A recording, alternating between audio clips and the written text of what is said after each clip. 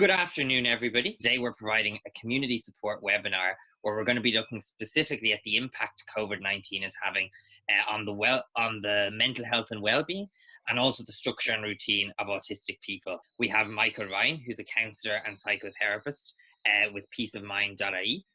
Michael is going to be speaking on the topic of positive mental health at this time. So we'll hand over to you, Michael. Thanks very much, Adam, and thanks for inviting me onto this forum.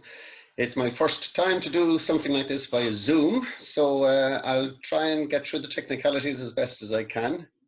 So, Adam, what you've asked me to talk about today is I suppose, managing change and doing some self-care during the coronavirus, COVID-19. I'm not exactly sure what to call it. When we look at change, I suppose these times are extraordinary in terms of change. Pretty much everything changed, from school to community to meetings, even within our own families, around how we engage with each other and how we engage with other people in our families. So with any change, it goes through a process. And I suppose the end result is that we'll end up over at the other end, which is the new status quo. Well, we're probably in the chaos stage at the minute. When the announcement was made to close schools and everything, we went into that kind of falling off the cliff kind of process. And then the natural thing for us to do is to hit into resistance, because we just like the way things are. And so we want to try and get back to exactly the way things were before this crisis hit. But as time goes on, then we realize actually we can't just go backwards. We've got to actually go forwards. And we then enter into this kind of chaos stage where everything has changed and everyone gets into some kind of a panic mode, really, I suppose is the best way to describe it, because we're trying to figure out all of the things that we need to do in order to manage this change. At the bottom, you'll see us stumbling and falling a bit and not really knowing what to do, and that's probably another little bit of what we're at. But we can already see this kind of transforming idea happening. We can see how communities are coming together in a virtual world, just like we're doing here today. And the new normal, which, you know, a lot of people resist that term because it's bandied around quite a bit, but the new normal will emerge in time. So we're probably in these resistance, chaos, transforming and integration processes, and the new status quo has really yet to be seen, but we'll get there. So for most people looking at this, we're considering about the changes in my schedule, changes in the schedule around school, changes in the schedule around home, and changes in the schedule around work. And as with any change management, the first thing we have to do is acknowledge that change is inevitable, and we have to embrace it. We have no choice in this matter. This is how it is going to be. Change it's integral to the containment of this virus. So we're just going to have to accept that change is inevitable. The best way to control our own environment is to tackle it head on. We have to acknowledge it and be proactive about taking charge of what you can control, because otherwise we just feel out of control. And the only best way to deal with change is to control what we can and leave the rest to the medical professionals, the government, and those who have been trained on how to deal with crisis management. It's always good to try and find humor in the situation, and we notice that this always happens whenever a crisis happens, and you'll probably have noticed in all your social media feeds that memes and videos, and even yesterday or on St. Patrick's Day, the way people had little parades around their own place. My own cousin did up a wheelbarrow, and she went out, she had a teddy bear dressed up in paddy whackery kind of stuff, wheeled it around her estate. People were looking out from their windows and everything. We'll find humor in this, and it does help to burst the bubble of stress. One of the best ways of dealing with change is to remind ourselves that we have successfully managed to deal with change in the past. So anybody who's thinking about exams or new ways of working at home and school and everything, you know, you've got to remind yourself, you changed every year. You changed teacher in primary school. You probably changed classrooms a lot too if you're in a bigger school. And then you change from primary school to secondary school, or secondary school to college. You've actually dealt with a lot of change in your time. And so it's useful to remind ourselves at this time just how resilient we can be when we need to be, and how we've managed those changes in the past. New routines will emerge in a short time. we do a lot of online communication with each other. We do a lot of online communication with schools. And in social isolation, this is the best way to contain the virus. And so we just have to create new routines. When you do it, then congratulate yourself and all the others around you for the flexibility and commitment to these adjustments. Some schools will send out work and homework in bulk. So some schools will do one-to-one face contact for students through all these various different websites. Some of the schools have decided to schedule the teachers to be available at the usual class times. Some have been emailing out YouTube clips, and PE teachers have been putting up workouts, and home economics putting up cookery clips and those kind of things. Then there are a lot of other lesson plan websites offering good deals at the minute. The house situation is changing really, and just to look at maybe some of the changes that we're looking at in the home. Try and look and see how your home will look like in terms of homeschooling. And then structure that transition within a reasonable time frame. So if you can say if you're going to do the classes from early morning, my sense is to work your day around the school schedule, the normal school schedule. And when it's time for school time at the kitchen table, I was kind of thinking you maybe can put a clock on the table to indicate this is now a time for school. And when it's relaxation, you take away the clock, some visual element to make it look like this is school time, and that all other things are taken away, because we're going to have to use the same spaces for just different things. But the visualizations get our psyche into kind of a mode of what is happening at that time. Some children will need the breaks together and others separate. So, you know, kids who maybe are in primary school might need their own breaks. Perhaps your teenager might want respite from them if you're all at the same table, and vice versa. So a schedule for each child would be helpful. And then agree on how and who will communicate with the teacher in the school in relation to what work you're going to do on a particular day.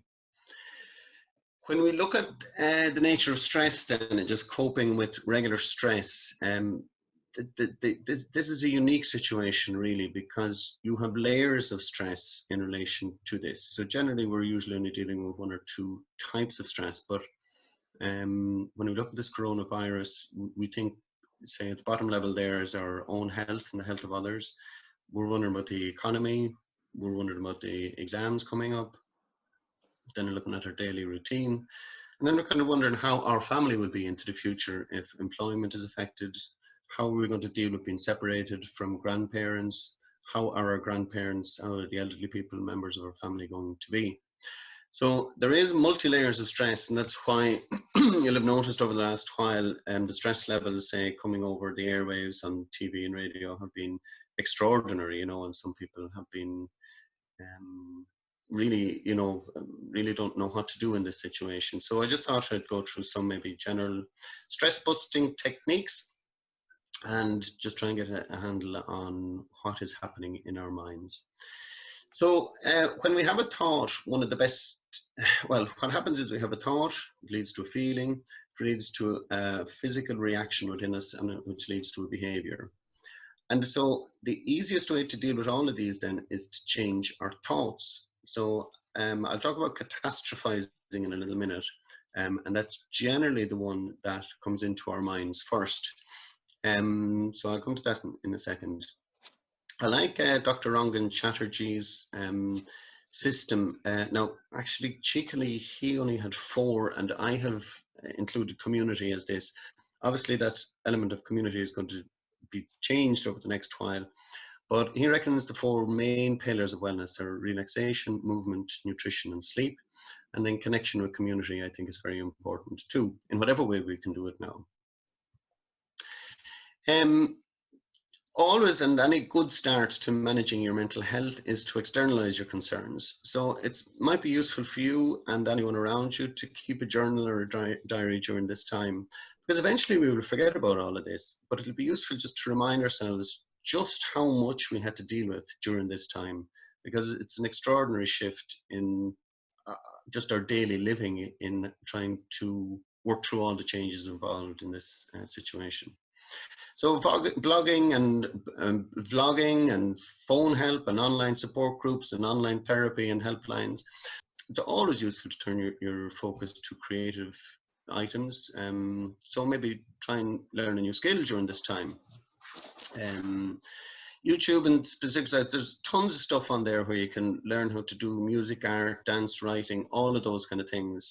Stick to routines in as much as you can. And because the routine has changed, you're going to have to create new routines. Now, what I would suggest is that you stick to whatever school routine you have. Get up, get dressed, and be ready then to hit the school books as soon as you can.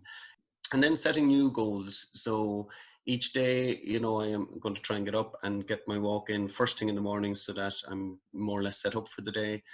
And we now have time to do those things. So I would suggest setting new goals around improving your health.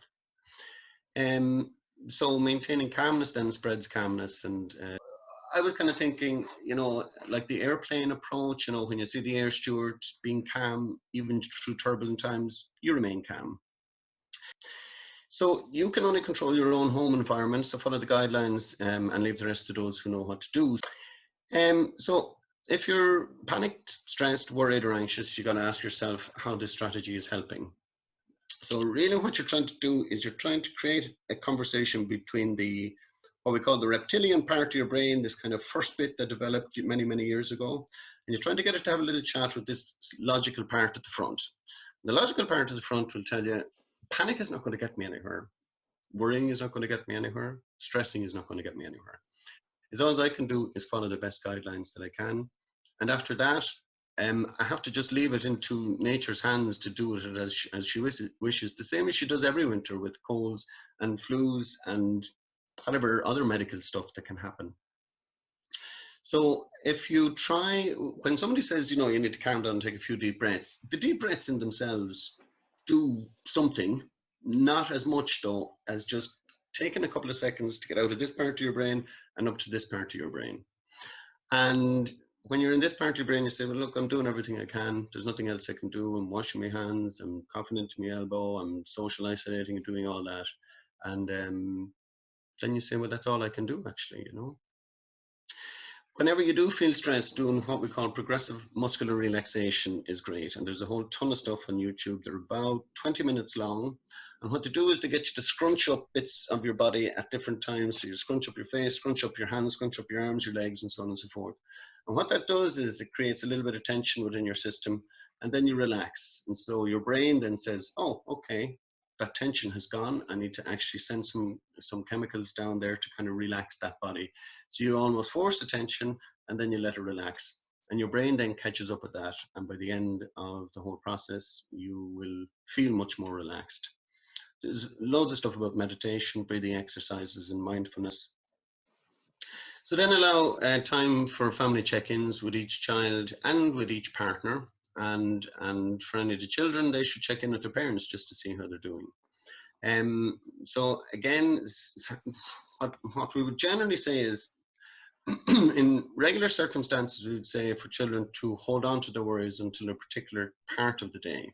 If they wish, they can write them down, put them into a worry jar, and then at specific times of the day, you can come and deal with them rather than having them drip fed all the time.